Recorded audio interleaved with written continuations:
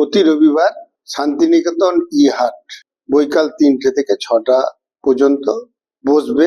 এটা আমরা নীতিগতভাবে ডিসিশন নিয়েছি। মূল উদ্দেশ্য ইনফ্লুয়েন্সাররা তারা কন্টেন্ট ক্রিয়েট করবে, আর এই কন্টেন্ট ক্রিয়েটের জন্য দোকান, বিভিন্ন নাচ গান আবৃত্তি সাংস্কৃতিক বিভিন্ন অনুষ্ঠান হবে, যেটা মানুষ উপভোগ করতে পারবে এবং কন্টেন্ট ক্রিয়েটাররা তারা কন্টেন্ট পাবে। তার সঙ্গে সঙ্গে বিভিন্ন খাবার জিনিসপত্র থাকবে।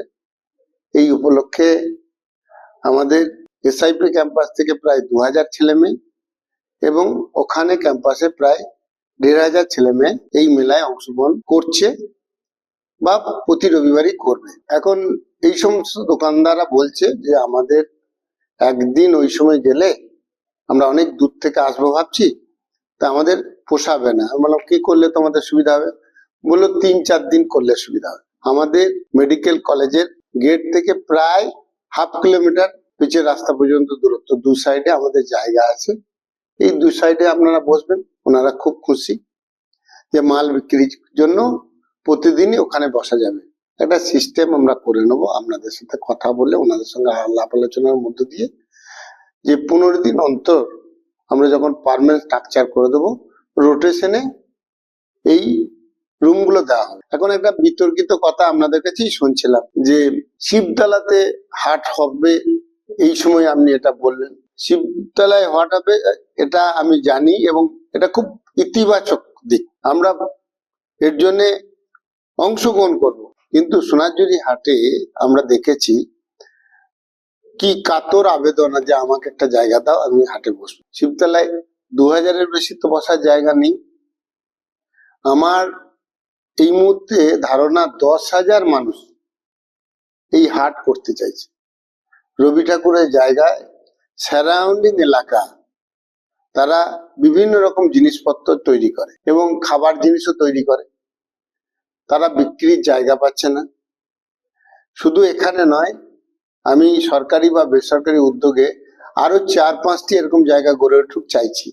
এই কারণে চাইছি, আজকে দেখবেন প্রতিদিন আমার এখানে 2টি জায়গা মিলে প্রায় বেশ কিছু 100-র উপরে বাইক প্রতিদিন খাবার দিতে আসে। আর এই ছেলেদের যদি একটু চেতনা দেয়, বাড়ির মা যদি একটু রান্না করে দিত, এখানে বসে বেচতে পারত, তাহলে আসা যাওয়া, তেল, কোম্পানির লাভ, এদের একটা ডিউটি, এগুলো দরকার হতো না, তারা এন্টারপ্রেনার হতো। এই ভাবনা থেকেই আমার এই হাট বসানোর ইচ্ছা। কেন কটা টাকার জন্য কুমোরটা নষ্ট করে সারাদিন ডেলিভারি বয়ে কাজ করবে? আমার এখানে ক্ষুদ্র শিল্প আছে, সেই শিল্পটাই অ্যামাজনের কাছে বিক্রি হচ্ছে। অ্যামাজন থ্রুতে আমার ছেলেরা লেবার খাটার মতো খাটছে, তাহলে এইখানে বসে বিজবে। আমি তো বলছি 10,000 লোক বসার একটা সুস্থ পরিবেশ বা হাটের দরকার। রাজ্য সরকার বারবার আহ্বান করছেন যে একক প্রচেষ্টায় এটা সম্ভব নয়, বেসরকারি সংস্থাগুলি অংশগ্রহণ করুক। আমাদের জায়গাটা পড়ে রয়েছে, আমরা স্বেচ্ছাসেবী সংগঠন রাজ্য সরকারের সঙ্গে সহমত করে এলাকার গরিব মানুষদের স্বার্থে এবং তার ছেলেমেয়েরা এই ধরনের জব নয় এন্টারপ্রেনার হোক, এই এনকারেজ করার জন্য এই হাট পরিচালনা হচ্ছে। ইউটিউবার, ফেসবুকের বিভিন্ন সোশ্যাল ইনফ্লুয়েন্সাররা তারা মজা করে বিভিন্ন রকম ভিউয়ার্স বাড়াতো, বিভিন্ন নেগেটিভে ভিউয়ার্স বাড়াতো। শিল্পোপযোগী পরিবেশ তৈরি করার জন্য তারা কন্টেন্ট তৈরি করবে, পজিটিভ কন্টেন্ট হবে, এতে শিল্পবান্ধব পরিবেশ তৈরি হবে। এটা রাজ্য সরকারের বা সেন্ট্রাল গভর্নমেন্টের মোটো, সেই মোটোর উপর দাঁড়িয়ে কাজ করার চেষ্টা করছি। সর্বোপরি যে বিষয়টা আপনাদের সামনে বলি, আমার এখানে টোটো ভাইরা রয়েছে, এখানে এই মুহূর্তে প্রায় 150-200 টোটো এর উপর নির্ভরশীল আছে। 1000 টোটো এর উপর নির্ভরশীল হবে। তারা এখানে খাবে নিজেদের বাড়ির বা মা বোনদের রান্না খাবার। প্রতিদিন 2000 পেশেন্ট আউটডোরে দেখাতে আসছে, তারা খাবে। 1100 বেডের হসপিটাল ফুল ফেজে চালু হয়ে যাওয়ার মুখে, তাহলে 1100 বেডের হসপিটাল যে চালু হয়, প্রায় 3000 লোক আত্মীয় স্বজন দেখতে আসছে, তারা খাবে, তারা জিনিস কিনবে। তাই এইখানে একটা তো হাটের দরকার আছে। যেমন করে সোনাঝুরি হাট ছিল, ওখানের জন্য দরকার ছিল সাইডে কোনো জায়গা যদি দিয়ে কেউ করে। আবার রাজ্য সরকারের যে উদ্যোগটা নিয়েছে ওই দিকটা ডেভেলপমেন্ট করার জন্য, সেখানে করে। আমি বলছি এরকম 10টি হাটের দরকার আছে। এটা রবি ঠাকুরের জায়গা, এখানে দীর্ঘদিন ধরে মানুষ এই ধরনের শিল্পের সঙ্গে যুক্ত, কর্মসংস্থান হচ্ছে। রান্না, আদিবাসী মেয়েরা রান্না করে নিয়ে আসবে, নাচ গান করবে, তারা আনন্দ উপভোগ করবে এবং সঙ্গে সঙ্গে একটা পয়সা রোজগার করে যাবে।